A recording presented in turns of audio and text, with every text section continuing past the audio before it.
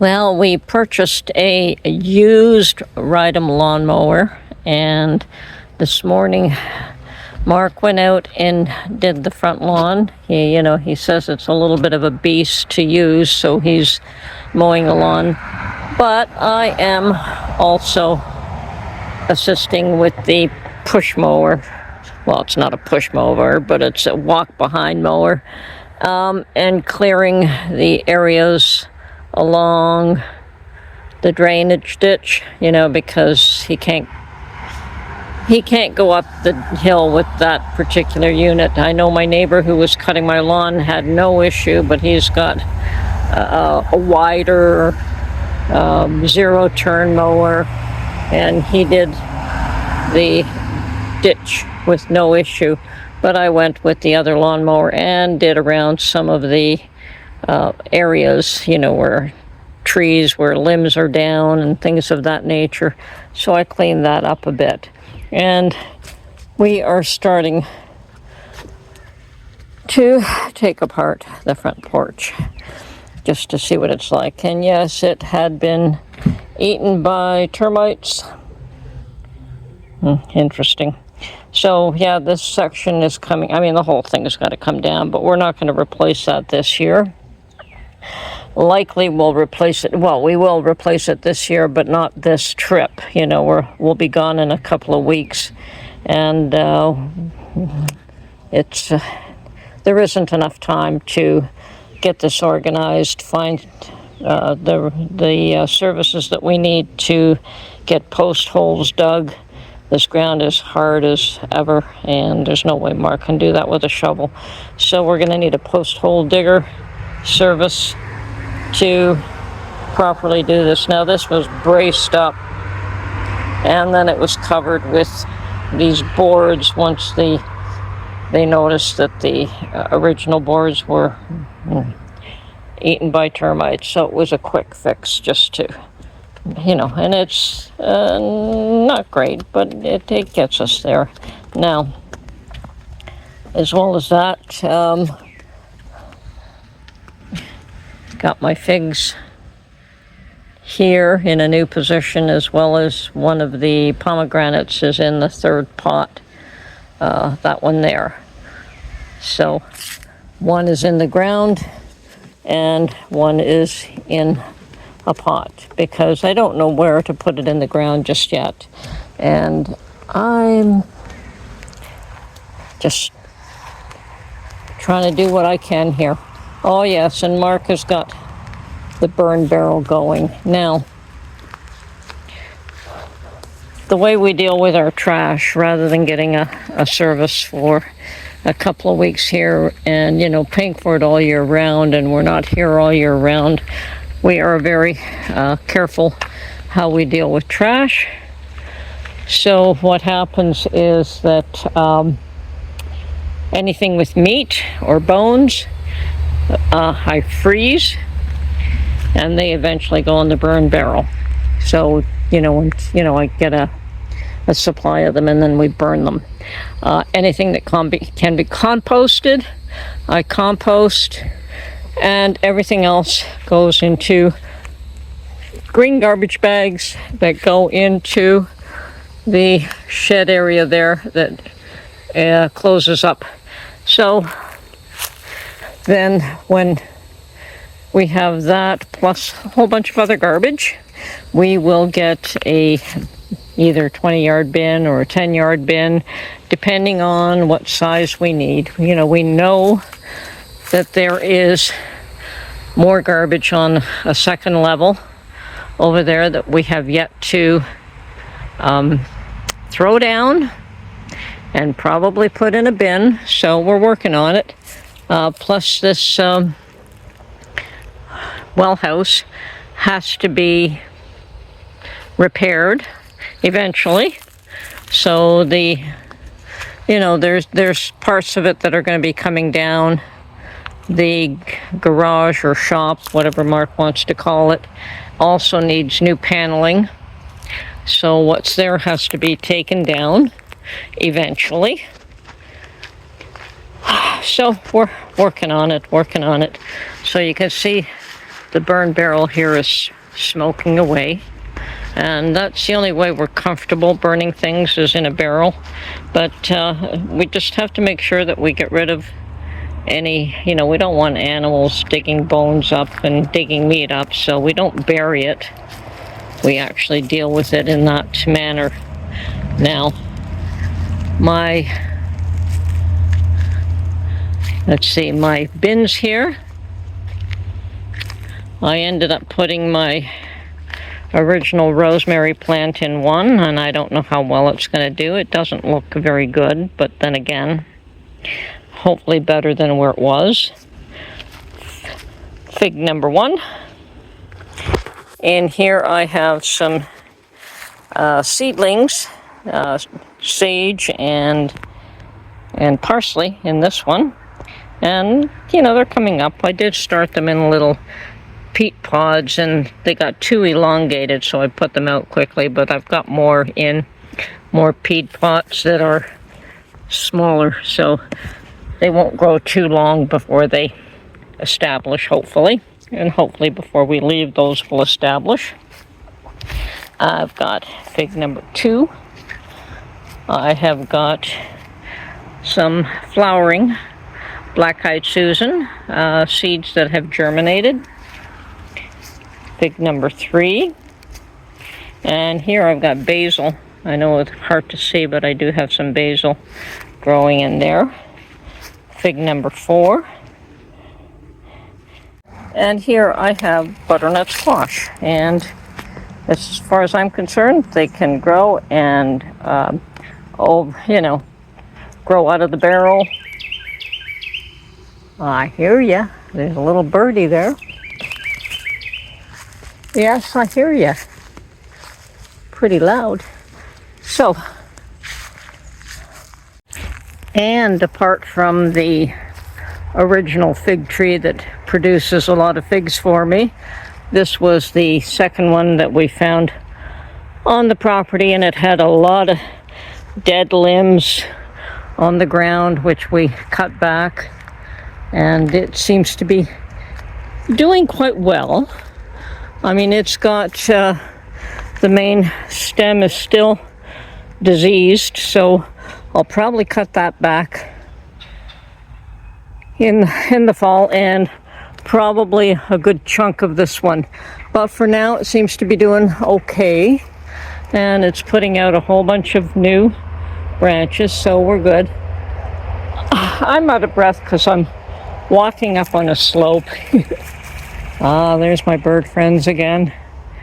They're keeping me company here today. So I'll take this a little bit easier. Walking uphill always does this to me. Okay, so this area was once pretty weedy and dead limbs, and I've got most of it cleared. I've got this berm that has yet to be mostly cleared. I got Mark to cut down a tree here today that was in my way. Now I can get these smaller ones. And I walked up here. There is another area where I had originally found the third fig. So somebody else was trying to develop a fig forest here too, not just me. So little fig number 3 is doing just fine. Well, he's not dying, let's put it that way. He keeps coming back, and I don't know if this will produce figs in the next few years, but it's doing okay. What can I say? It's surviving nicely. And I cleaned up this area once again. It was all woody. Now I cleaned up most of it except this little bit here, and I got Mark to cut down this tree again this morning. There was another one as well, and this is the pile that I created from what I cleared here. So this area was once fairly clear. You could tell that it was once used, but okay, I've got this little bit here left to do. And I could come up with my loppers and, get this tree out of the way. and clear the rest of this, and then come up with the lawnmower and just clean it up nicely. But to my surprise, when I was cleaning here, I found fig number 4. As I said, somebody else was trying to create a little fig forest. So I circled this. Now, I did this yesterday. I found this one yesterday or the day before. I can't remember now.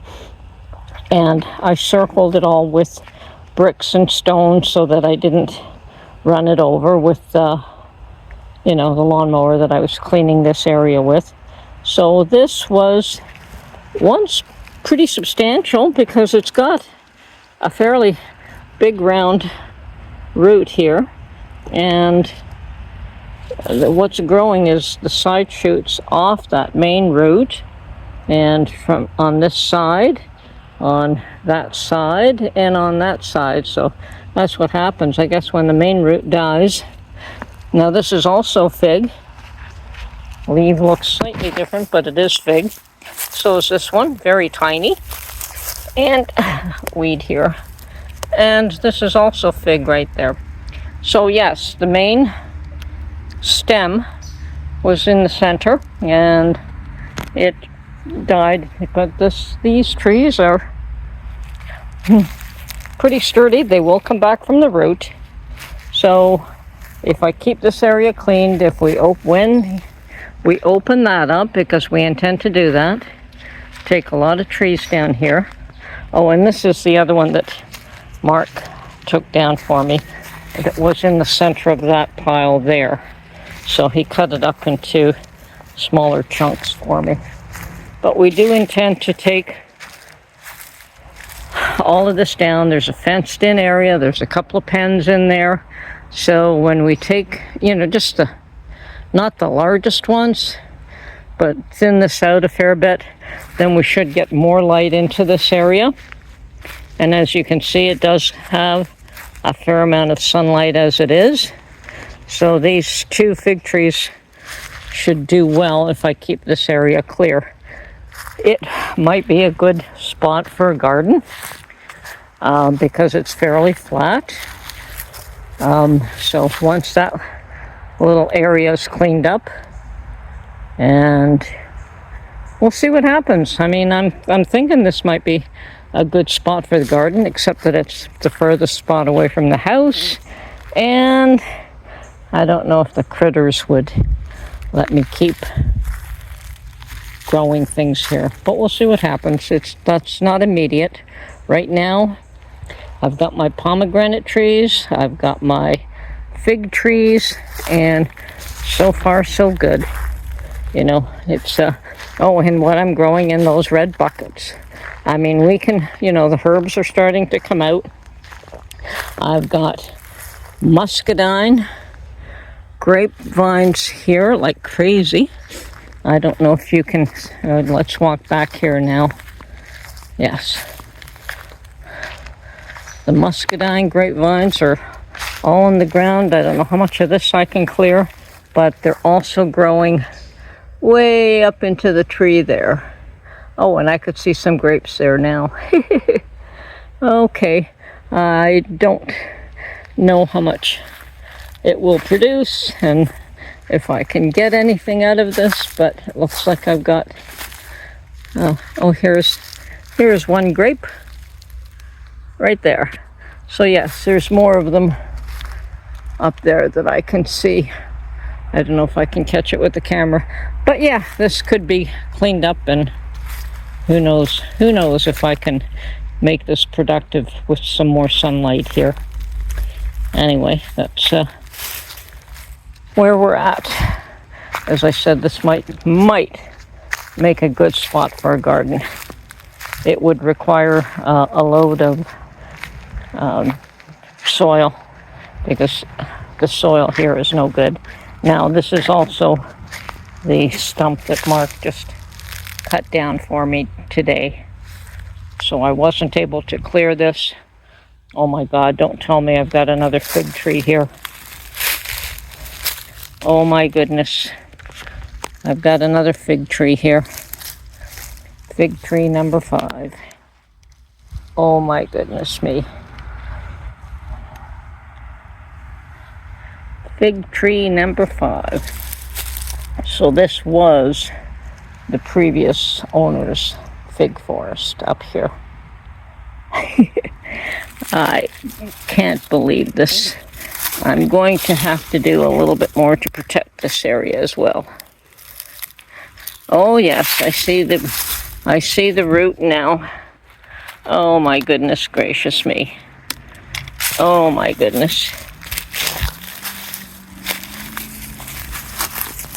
Yes, this whole thing here.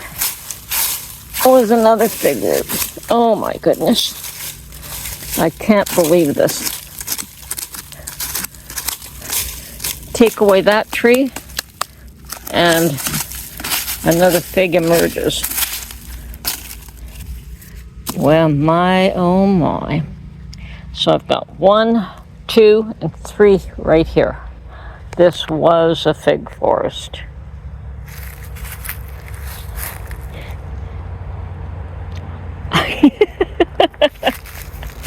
I can't believe this. Anyway, this is Tony from Her Homestead Skills. Talk to you real soon.